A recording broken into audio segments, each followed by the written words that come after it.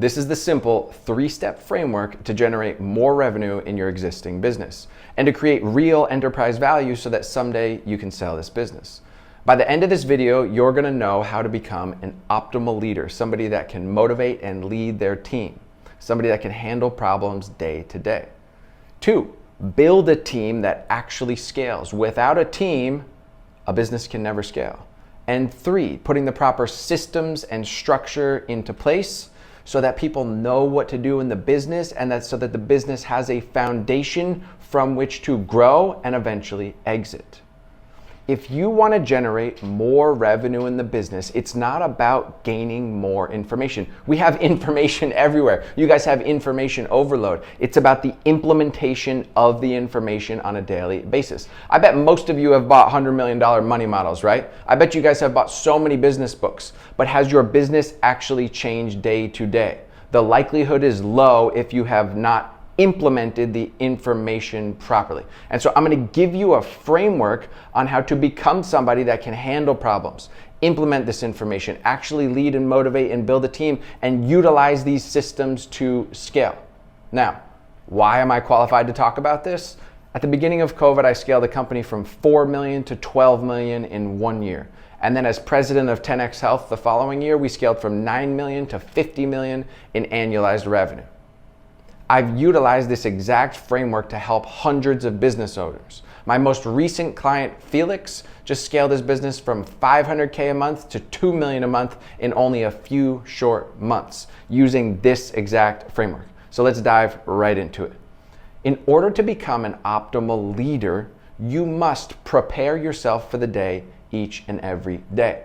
There's business owners, there's managers, and then there's leaders. Somebody that their team wants to go into the fire for. Somebody that people are motivated to work for. It is your responsibility as a leader to have very high emotional intelligence. Your job, first and foremost, every day is to be able to regulate your own emotions so that you can make more decisions out of logic. Now, how do we do this? Daily preparation is key. Prayer, meditation, eating proper, working out. Those simple 4 daily non-negotiables will prepare your mind, body, and spirit for the day so that you can appropriately handle all the bullshit that comes at you. Because guys, we know that business as a leader is handling problems, right? When your team looks up to you and says, hey, that man or that woman is disciplined, they're fit, they're spiritual, they have good relationships, they treat people well, they have high emotional intelligence, they communicate well, they take responsibility, they lead from the front. When you are an optimal leader, it rubs off on your entire organization. So emotional intelligence is key. And the second is focus. How do you as a leader become more focused and less distracted? Because we know that there's going to be a lot of distractions that come to your desk on a daily basis. This is why this daily priming, this meditation, this exercise, this strict morning routine will increase your focus. Now, you also as a leader need to master executive communication. This is being able to dictate a message to your employees with maximum impact in few words. And when you can do so repeatedly in a kind way, you as the leader will maximize efficiency throughout the business, right? As a leader, you must also have an extremely high belief lid, which means that you believe that the long-term vision of the business is massive, and you can properly articulate that vision to all the employees. This is something that needs to be communicated on a weekly, daily basis. Your employees and executives will forget the mission unless you reinforce it on a daily basis. Guys, this is imperative. You must have daily all-team meetings. You must be with your team until you build a team that can actually scale. And so as the leader, you got to strap on your boots and you got to be the leader, someone that people look up to, right? And not just directing and micromanaging and telling people, but empowering employees through a question-based framework, which gets me to the next topic, which is number 2, how to build a team appropriately. We start with the selection of the team members. What position do you hire?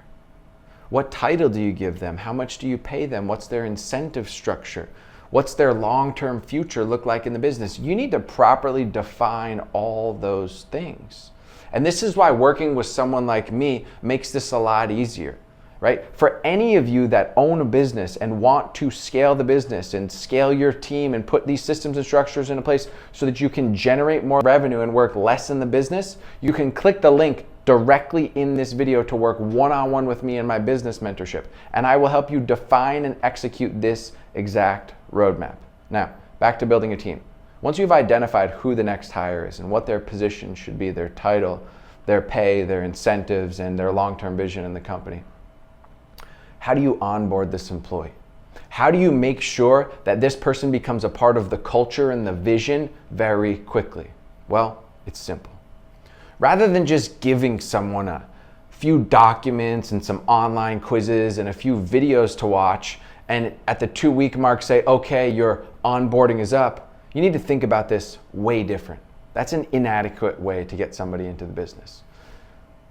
The better way to think about it is this. We want to empower this employee to understand what it is that we do by, yes, giving them some information. And that might be static at first, some videos and some basic information. But with that information, we want them to start to utilize that into the business. So I want employees to start telling me what they've learned. At the end of each day, they need to go to their manager and spend 15 minutes reiterating, this is what I learned today, and speaking it out loud. By speaking out loud what they learned, it becomes a working part of their mind. This is imperative.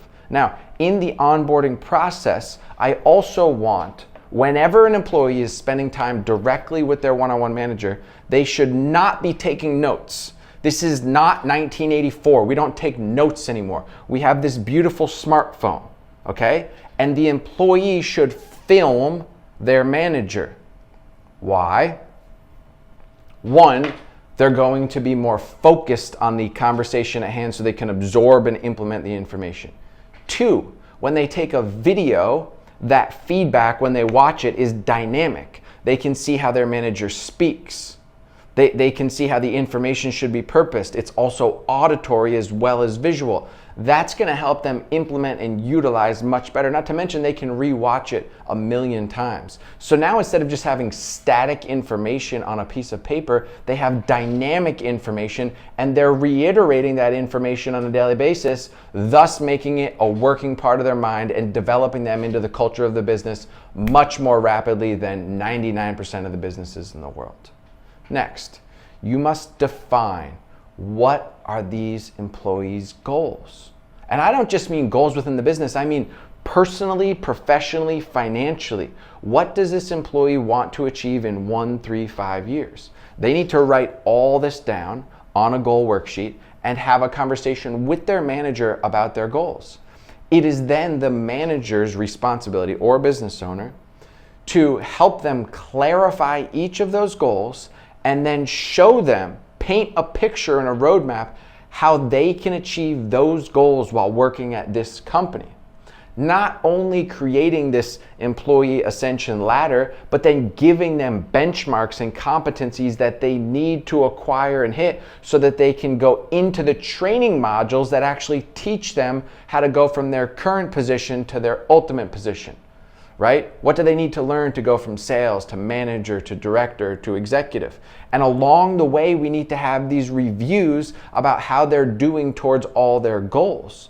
Not to mention, we can utilize the goals that they've outlined as a means to motivate each of the employees. Because at the end of the day, the employee doesn't care about the business. And quite honestly, if you as a business owner are not employing these tactics, they shouldn't care about the business. You're just a manager, not a leader. So once we have their goals, once we've empowered them through an onboarding process that's actually meaningful, we need to understand, how do they like to be communicated with? They should take some form of a personality test or a DISC test so that we can communicate in the proper way with the employees.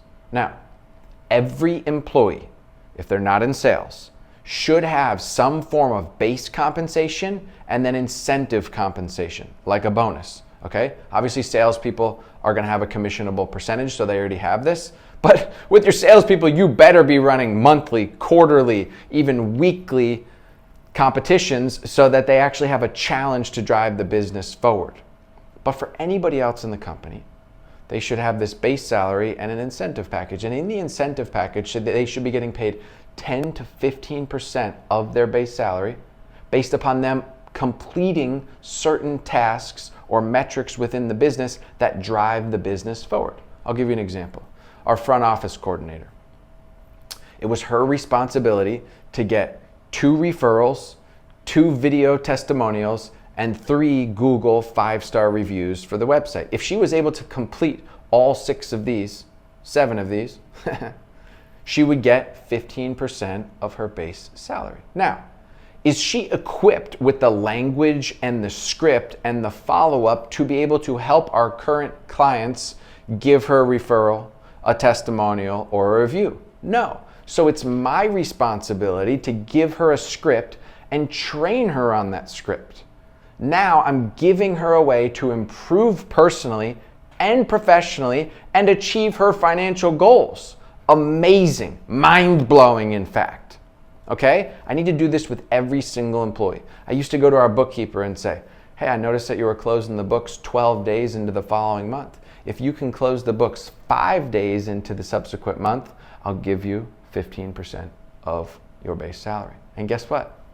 Every month, like clockwork, the books were closed on the 3rd day of the month from the month prior. Amazing. Now I have a better ability for a cash flow analysis. I can make financial projections, better decisions. This is saving me money. And the front office coordinator is moving the business forward, and the sales challenges are moving the business forward. And now I'm building a team where people love to come into work. Now, I haven't even gotten into our daily all teams meetings. I haven't even gotten into the personal development that I employed with all of them. Instead of just being a manager of people, I became a leader, a coach, somebody that would personally develop all employees. I would ask all of my employees, guys, what do you do before work?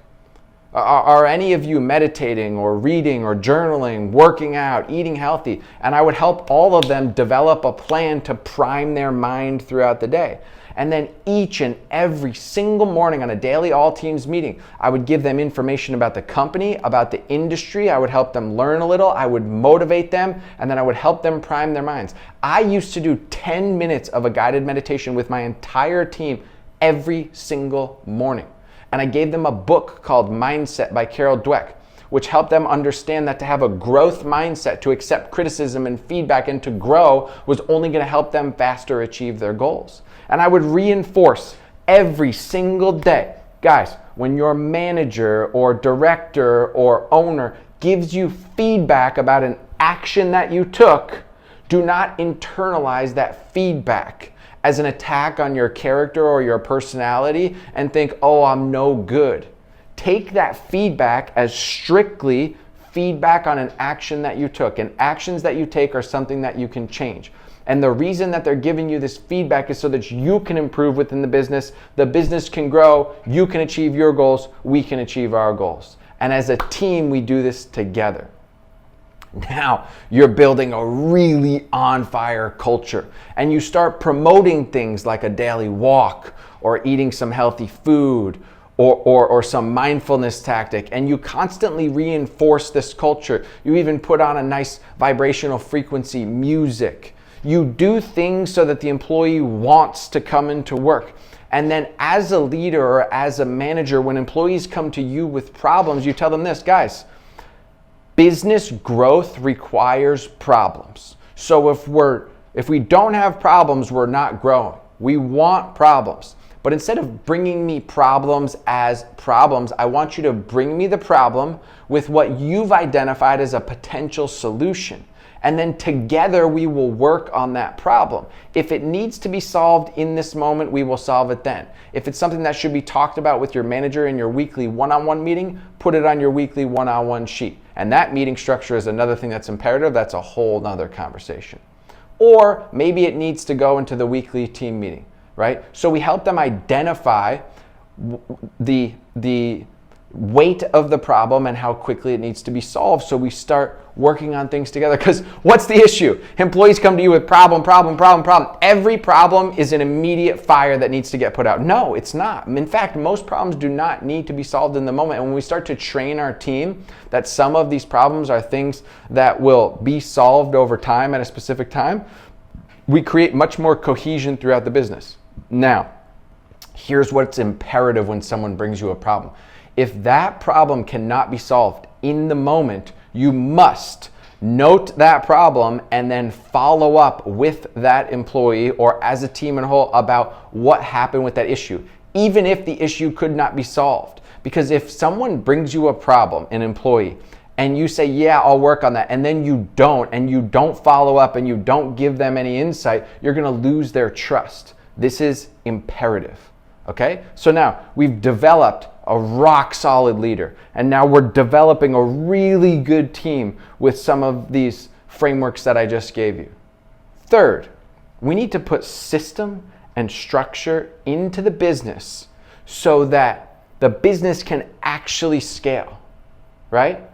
There's these certain revenue thresholds, 3 million, 10 million, 20 million, 50 million, and at each different threshold, that requires a different executive team, a different set of managers, different systems, different technology, different structures, different accounting methods, right? And so when we know at each revenue structure what's required to create a foundation so that the business can actually scale, life becomes way easier, right?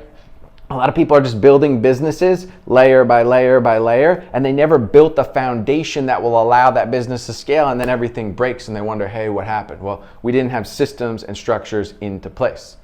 The first and foremost is having an executive meeting. And even if it's just you as a business owner and one other person, it's imperative that you guys have cohesive meetings to define what's the long-term vision of the company, what are the mission, vision, and values, what's the 1-year goal? Then how do we break those down into quarterly goals and create a 90-day action plan which we're held accountable for? What key performance indicators do we need to measure within the business, and are we accurately measuring those indicators? And then how are we making systematic changes to those indicators to move the business forward? And in these systems that we create, have we accurately defined who our buyer is? And have we looked at our entire buyer journey? Because within a buyer journey, we need to make sure that we have systems and structure into place. Most businesses have a typical sales funnel like this, right? Where they attract a client, they move them down the funnel, they become a customer, and then they forget all about them. That is the death of any business. What most people are forgetting is that your current clients are the easiest people to sell. And that if they love you, if they trust you, if they're delighted by you, will spend more money, will refer more people. But if you've forgotten about them and you're not consistently staying in touch with them, if you're not marketing to them, if you're not writing them a newsletter or reaching out to them, if you're not informing them or educating them or helping them with new services or promos, if you're not marketing to your existing client base, we have an issue.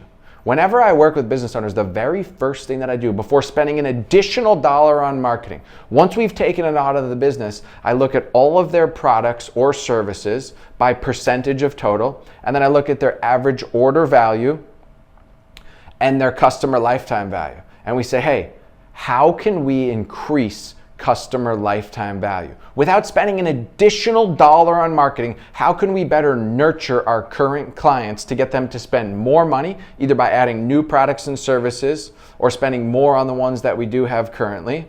Or how do we get them to refer people back to the business? This is called a flywheel methodology, where we attract clients to the business, and once they become clients, through our operational cycle, we delight them, right? Guys, a lot of times our product or service is not that much different than others. Obviously, we want to have a competitive advantage. We want to differentiate. But the main differentiator oftentimes is the communication, the ease of service, how we delight that customer. And when we delight them, we need to let them know, hey, here's what else we have going on. Here's other products or services. Here's other problems we can solve for you. Here's our referral program. And all of a sudden, they're spending more money and referring more people. And instead of us spending more money to acquire new clients, we have a flywheel that spins on itself. A very simple system that most people miss. That's the first system that we can put into place, okay? The second is, how do we structure our daily meetings with our team? This is imperative. I don't know if you, as a business owner or a manager, have ever gone away and come back to the business and been like, holy crap, it's been 4 days since I've been gone and the team is lazy, unmotivated, they're not following the processes, they're all messing around in the break room. Like, how did this happen so quickly? Well, it happened because you as the leader did not develop the culture. You didn't have systems and structures into place to limit people from messing around. And these systems and structures are not designed to micromanage people. They're designed to give your employees an idea of what success looks like, how to operate properly within the business. And this isn't just giving them a static SOP. Hey, here's your job, here's the SOP. It's consistently training them through the frameworks, through the meetings, and through these systems in a way where they know exactly what they're supposed to be doing, right? If their goals are being achieved while working for you, if they're making more money through these incentives, if the business is growing, if they like the culture, if they're getting personally developed, if you're motivating as a leader, if they know what success looks like and everything is moving in the right direction, how much employee turnover do you think you're going to have? Very little. Guys, I had 0 employee turnover in both of these businesses that we scaled. 300% and 500%. 0 employee turnover. People were thrilled to come into work every single day because they were getting educated. Another system that is imperative is every single employee must watch 10 minutes of sales, communication, or persuasion training every single morning. And if you don't have this, buy it from somebody. Jeremy Lee Minor or Grant or anybody that sells this training. Every employee in the business needs to improve in these areas, because if they're not, and they at any point speak with a customer and their ability to speak and persuade is not as good as it could be, you're losing money. Imperative, right? Now, a really important system and structure within the business is how you have one-on-one meetings with each of your employees, right? You need to have a checklist, a meeting list each and every time, and it's the employee's responsibility to fill out any problems or updates on that meeting list, send it to their direct report before the meeting so that their manager can look at it, and then they can solve these issues together, right? This is a very important system within the business. Now, every process should be documented in a way that employees not only know what success looks like, but they can measure success. A business that does not measure their progress is never going to improve. And a business that is not tracking the appropriate key performance indicators is also missing out on the revenue that they could be. This is imperative. You have to define as a business, what are your KPIs?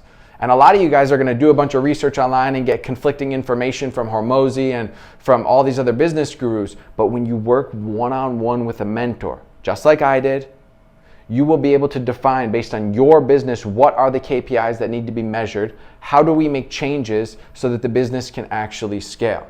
The whole point of this 3-step framework of becoming the best leader, of creating a team, of putting systems and structure into place is so that you as a business owner or director or manager can step away from the business and eventually manage yourself out of the business so that you're not operating on a day-to-day basis. Because a business that requires oversight from the owner is not worth that much. Right? Let me say that again. A business that requires oversight or daily operations from its owner is not worth that much. The owner needs to be able to sell the business to somebody else in a way in which the business can be managed and continue to scale. This is creating the right leaders, creating the right team, creating the right systems and structure so that the business is actually sellable. And then you need to be able to look at this business and say, hey, did I start with the end in mind? Did I start with my end goal, right? I had a $20 million exit that I wanted to achieve, right? Did I put systems and structures into place so that private equity or somebody else could come into this business and purchase it? Did I put a team into place? Do I have the right incentives? Do we have the right growth? Are we measuring the right KPIs? Did we do a proper competitive advantage? Did we do all these things so that the business is actually worth something? Guys, this process is very simple, but if you don't know how to implement everything that I told you, it's a lot of brain damage. Right? You can keep reading all the books you want, you can keep watching all the YouTubes you want, but at some point it would behoove you to work with somebody that will help you implement these systems and give you feedback when you go through the roadblocks. If you want to work one-on-one with me and scale your business utilizing this very simple framework, I would be more than happy to help you. All you have to do is click the link directly in this video and apply to work with me in my one-on-one business mentorship. Hopefully this was helpful. Write down in the comments what you guys want to see next, what you want to learn more about. As always, love y'all. Peace.